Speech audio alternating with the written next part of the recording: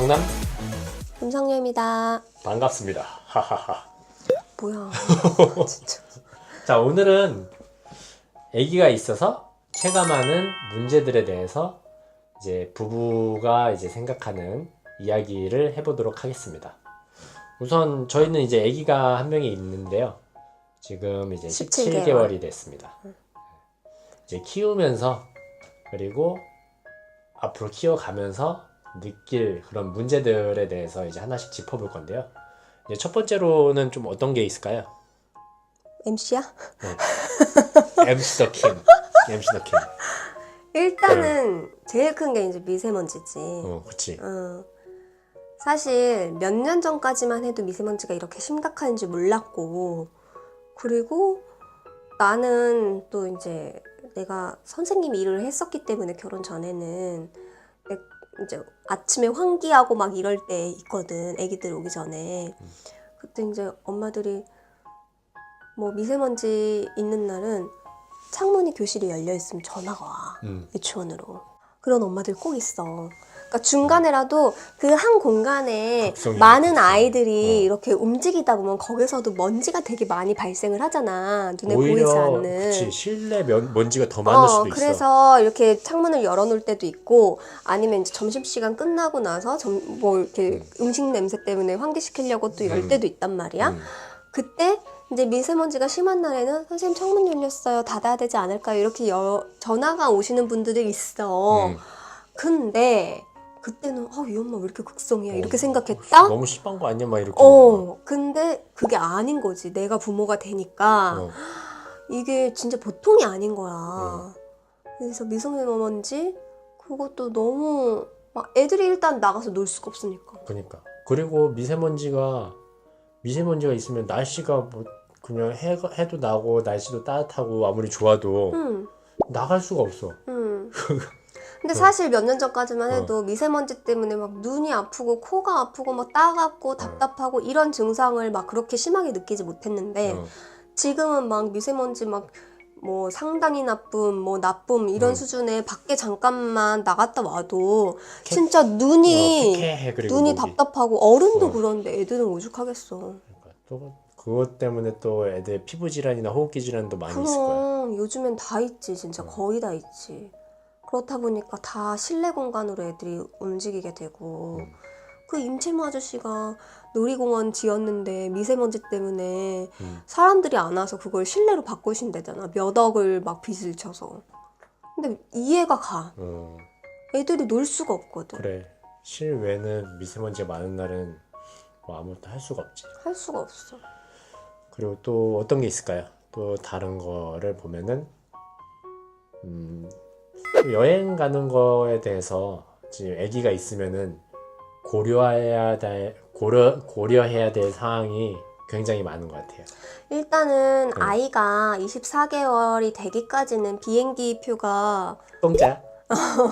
그렇기 때문에 이제 엄마들이 그 시기에 그래도 돌 지나고 나면 어느 정도 이제 케어가 되니까 너무 어릴 때 해외여행 가는 건 좀 면역력 문제도 있고 그래서 돌 지나고 나면은 좀 해외여행도 계획하시고 이런 분들이 많다 보니까 이제 여행지도 고르는 거에 있어서 이제 생각을 안 할 수가 없지. 아이랑 함께 있을 때. 근데 나는 일단은 여행지 물론 이제 비행 시간? 비행 시간이 일단 제일 중요한가? 제일 중요한 건 아니겠. 어쨌든 중요하지. 시간도 고려를 해야 되고 제일 중요한 건 여행의 일정이지.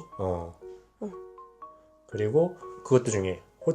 호텔이든 뭐 리조트든 아기가 자는 공간이랑 엄마 아빠가 자는 공간이랑 만약에 그냥 방 하나짜리야. 그러면 아기가 자는 순간부터 우리는 아무것도 할 수가 없어. 우리도 같이 자야 돼. 그때 우리 생각나 제주도. 애기 그때 몇 개월 때였니? 6개월 때였나? 7개월 때였나? 7개월 됐지. 그때 저희가 그 결혼기념일 기념으로 해가지고 제주도 여행을 갔어요. 그것도 2박 3일로 갔는데 이제 돈 아낀다고 호텔 방 하나짜리 그걸 잡았는데 진짜 애기 자고 나서 우리 씻는 것도 얼마나 쪼그리고 앉아서 조용히 씻고 진짜 아무것도 할 수가 없어. 방이 하나면. 그냥 핸드폰보다 자야 돼. 진짜 아무것도 할 수가 없어. 응. 그래서 최소한 방이 2개나 아니면 아니면 분리된 약간 공간이 있거나 그래 나눠져 있고. 이런 데를 해야지 괜히 막 사람들이 막 허세가 있어서 좀 넓은 방 구하고 그러는 게 아니야. 그리고 침대 방보다 차라리 그냥 이런 이불 같은 거 깔고 자는 그런 온돌방. 방이 더 마음이 훨씬 놓여요. 놓이긴 하지. 침대에서 또 애가 굴러가지고 떨어지면 어쩔까 이런 게 있어가지고. 그리고 또 뭐가 있을까? 식당. 식당 같은 거를 이제 어디 간다고 하면은 일단 제일 먼저 생각해야 될 게 여기가 좌식인가? 아니면 그냥 식탁에서 먹는 건가? 요거 생각이 이제 들고요. 그리고 식탁에서 먹더라도 여기 충분히 이제 애기가 이제 같이 먹을 수 있는 공간이 되는가? 왜냐면은 그냥 보통 식탁으로 돼 있더라도 되게 막 비좁고 그러면은 또 애기를 데려가가지고 먹이고 막 하기가 너무 힘들거든요. 그래서 공간도 또 넓어야 되고. 그래가지고 식당에 가는 데 있어서도 좀 제약 아닌 제약이 좀 많이 있는 것 같아요. 그리고 이제 애기 의자가 있는지 없는지. 어. 그래서 처음 가보는 식당 같은 경우에는 항상 전화해보는 것 같아. 애기 의자가 있나 없나. 근데 나는 애기 의자가 있나 없나는 처음에는 솔직히 많이 걱정이 됐는데 지금은 부스터가 있으니까 그냥 의자 위에 올리는 아예 그냥 차에다가 그거는 놓고 없으면 우리가 부스터 설치해가지고 애기 앉히고 하면 되니까 그런 건 불편하지 않는데 오히려 뭐가 불편하냐면 밥. 아니 그러니까 애기 의자가 있는 그런 식당의 위생 관리가 애기 의자에 대한 위생 관리가 전혀 안 되고 있다는 게 나는 그게 더 좀 찝찝해. 왜냐면 예전에 제가 TV를 봤는데 애기 의자에 세균을 검출을 했는데 변기보다 많아? 변기보다 훨씬 많아. 훨씬 많아. 대박 사건. 근데 솔직히 말해서 물티슈로 닦고 앉기는 하지. 근데 물티슈가 100% 막 그치, 그 세정 능력 있는 건 세균을 아니니까. 없애주는 건 아니잖아. 근데 어떻게 보면 식당의 주인들 입장에서도 손님들이 밥 먹고 막 그런 식탁 같은 데에는 막 소독약 뿌려가지고 이렇게 닦는데 식탁 애기 의자를 그렇게 하진 않잖아. 그치. 근데 이게 어떻게 보면 인식인 것 같아. 어떻게 보면 이제 정말 그 어른들보다 면역력 체계가 정말 낮은 그런 아이들인데 그런 거 하나라도 정말 작지만 이렇게 신경을 써주면 거기는 진짜 되게 믿고 가지. 애기 있는 부모들을 확 잡을 수 있을 것 같아. 그런 데는. 근데 그게 그냥 일반 식당뿐만 아니라 뭐 프랜차이즈나 대형 식당도 마찬가지래. 그래. 진짜 더럽대. 제일 더럽대. 그냥 우리 거 부스터 갖고 다니는 게 마음이 편하겠다. 그리고 또 뭐 있을까? 어디 보자. 그리고 되게 체감하는 게 이런 어린이집이나 유치원을 이제 가려면은 막 뉴스에 나오잖아요. 막 아기를 막 몇 달을 해가지고 겨우 들어갔다. 그냥 남 일이었거든요. 아기 있기 전에는. 근데 막상 어린이집에 보내려고 대기를 걸고 기다려고 해보니까 이 부분은 이제 엄마가 좀 더 많이 느꼈을 것 같은데. 나는 솔직히 이제 결혼 전에 유치원에서 근무를 했기 때문에 그런 문제에 대해서 체감을 하고 있는 편이었어. 다른 사람에 비해서. 그래. 나는 전혀 체감 못했지. 그리고 입학 시기 이제 그런 뭐라 그러지? 아무튼 이렇게 추첨도 하고 그러잖아. 입학하려고. 그런 거에 있어서 거기서 근무를 하면서도 그 몇 자리 막 10명도 안 되는 그 자리에 들어오기 위해서 추첨하는 날 100명도 넘는 사람이 오고 막 이러거든. 10대 1이네요. 장난 아니야. 그리고 진짜 인기 있는 유치원 같은 경우에는 막 할머니, 할아버지 막 다 와가지고 왜냐면 추첨을 했는데 그 자리에 없으면 취소가 되거든. 그리고 이제 만약에 10시에 추첨한다. 그럼 10시 뭐 1초, 2초 이때 와도 안 돼. 10시 딱 하면 문 잠가. 칼이다 그냥. 왜냐면 이게 공정해야 되거든. 사람들이 되게 예민해. 모든 눈이 막 100명이 넘는 사람들의 눈이 막 다 쳐다보고 있기 때문에 진짜 칼같이 한치의 해야 실수도 있어서는 안 되는 거야. 난리나. 막 욕하고 난리나. 나 욕. 어쨌든 네, 영상이 잘려가지고 다시 진행합니다. 이제 칼같이 그렇게 잘랐잖아. 그래서 나는 좀 유치원까지는 입학하는 게 힘들다라는 거는 어느 정도 알고 있었지만 이렇게 돌 지난 아이가 어린이집을 가는데 그것마저도 되기가 힘들다? 그런 게 진짜 좀 충격이었던 것 같아. 그니까. 그리고 이제 이게 그 가정의 조건에 따라서 순위가 달라지는데 이제 맞벌이가 아니고 뭐 다자녀가 아니고 이런 경우에는 제일 마지막 순위가 꼴순위네. 3순위, 3순위거든. 그럼 만약에 우리가 뭐 대기 3번이야. 걸어놨는데 대기 3번인데 맞벌이인 부부가 다른 1순위나 2순위인 부부가 대기를 걸어놨어? 그럼 내 앞으로 가는 거야. 그러니까 이게 언제까지 기다려야 되는지 기약이 없는 거지. 그래서 나 같은 경우에도 우리 애기 어린이집 보내려고 대기 걸어놨을 때 하루에도 몇 번씩 대기가 얼마나 줄었는지 막 확인했었어. 왜냐면 쫄리다. 왜냐면 내가 보내고 싶은 어린이집을 다 보낼 수 있는 게 아니야. 그래. 엄마가 막 여기는 어쩌고 막 다 알아봐서 뭐 어린이집을 딱 정했어. 보내고 싶은 데를. 근데 여기 들어가고 싶어요 하면서 이제 어린이집에 전화를 하잖아. 입학 상담 가능한가요? 그러면 대부분 제일 먼저 물어보는 게 어머니 대기 몇 번이세요? 이걸 먼저 물어봐. 그러니까 대기가 앞번호가 아니면 상담조차 안 해줘. 힘들다. 이게 들어가기가 힘드니까. 또 문제가 어린이집을 한 군데 들어갔는데 거기가 마음에 안 들더라도 다른 데로 옮기기가 쉽지가 않네. 쉽지 않지. 왜냐면 여기 다른 데로 들어갈 수 있는 보장이 없잖아. 쉽지 않지. 그리고 나 같은 경우에도 그때 대기 1번 돼가지고 상담하러 갔는데 내 바로 뒤에 대기 2번인 엄마가 상담을 너무 하고 싶은 거야. 그래서 전화가 왔대.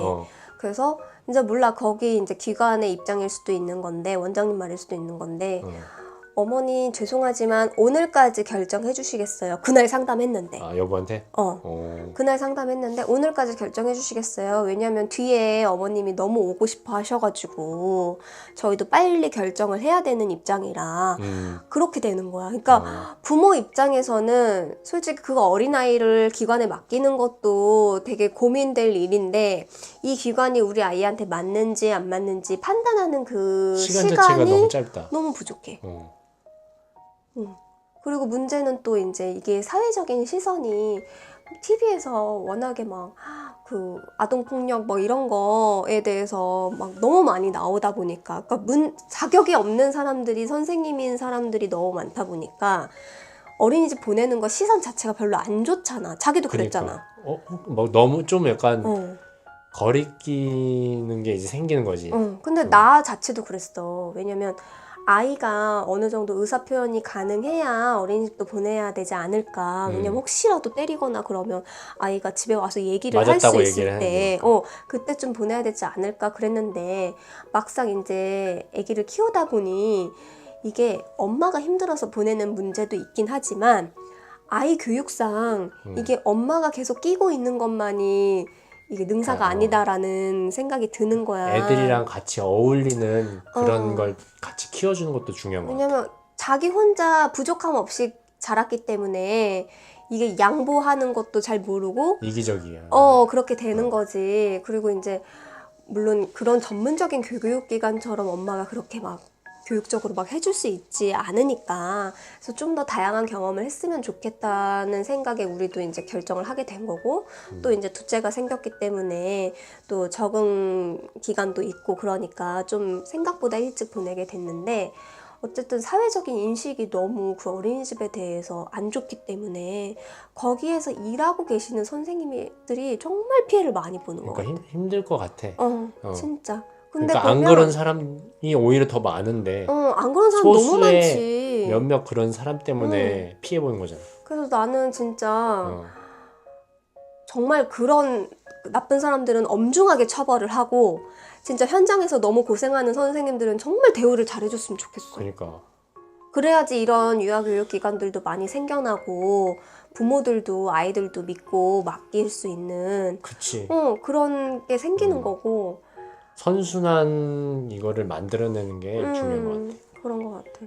그리고 또 다른 좀 체감하는 문제로는 이제 아빠를 위한 이제 아기를 전적으로 만약에 아빠가 케어한다고 했을 때 그런 아빠를 위한 인프라 시설이 너무 부족해요, 우리나라에.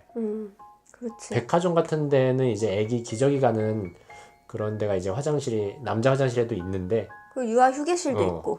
근데 이제 그냥 일반 뭐 건물이나 일반 뭐 식당가나 그런 데로 가보면은 이제 남자 화장실에는 그런 게 거의 웬만해서는 안 돼 있고 여자 화장실에만 구비가 돼 있거든요. 그러니까 요즘 막 네. 뉴스에 남자들도 육아휴직 쓸 수 있다 이러면서 막 이렇게 계속 나오잖아.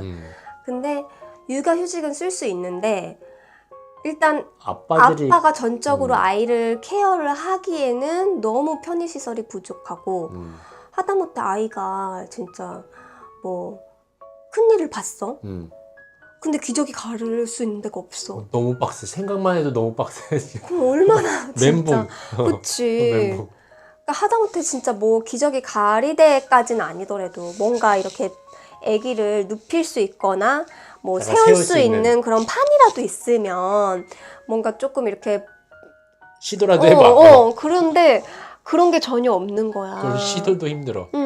그러니까 이제 다 아빠들이 뭐 이런 마트 이런 데가 제일 편한 거지. 애들을 데리고 다니기에. 그치. 그리고 이제 그런 박물관이나 아쿠아리움이나 아이들 이렇게 견학시설 같은데 뭐 실내 놀이터라든지 아니면 뭐 이렇게 실내 동물원 이런 거 요새 많잖아. 그런데도 수유실이라고 있는데 거기 앞에 항상 문구에 이 공간은 엄마와 아이만. 엄마와 아이만을 위한 공간입니다. 왜냐면 모유수유를 하는 엄마들도 있기 때문에. 근데 그렇게 돼버리면은 아빠는 만약에 분유를 먹는 아이라면 먹일 데가 없는 거야. 그냥 의자에 앉아서 그냥 먹여야 돼. 그러니까 이제 어떻게 보면 아빠를 위한 시설 이런 것도 조금은 점점 확충이 돼야 이제 아빠들도 더 육아에 더 육아휴직을, 참여하고. 육아휴직을 더 쓸 수 네. 있는 거고 실질적으로는 육아휴직을 써도 자기가 육아에 참여할 수 있는 게 집 아니면 한정적이잖아. 너무 한정적이잖아. 그러니까 이런 편의 시설들이 확충이 돼야지 이제 어떻게 보면은 출산율 같은 것도 점점 높아질 거고. 그렇지. 아기가 키우기 좀 편해야지 사람들이 아기를 더 낳는데 거부감이 없기 때문에. 그럼 그리고 이제 막 아기를 낳아서 지원금을 준다 이런 세금적인 문제뿐만 아니라 실질적으로 우리가 키울 때 필요한 이런 인프라들이 점점 늘어나야 더 출산율이 높아지는 거지. 그러니까. 어쨌든 출산율을 우리가 고민할 건 아니고. 그건 그렇지. 그런데 어쨌든 이런 실질적으로 아기를 키우다 보니까 이제 체감하는 문제들이 있는데요. 또 앞으로 지금 이제 둘째가 나오고 나면은 또 그때는 또 다른 체감하는 문제들이 있을 것 같은데요.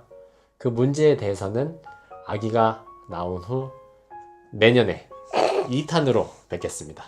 그럼 안녕. 내년까지 기다려야 돼.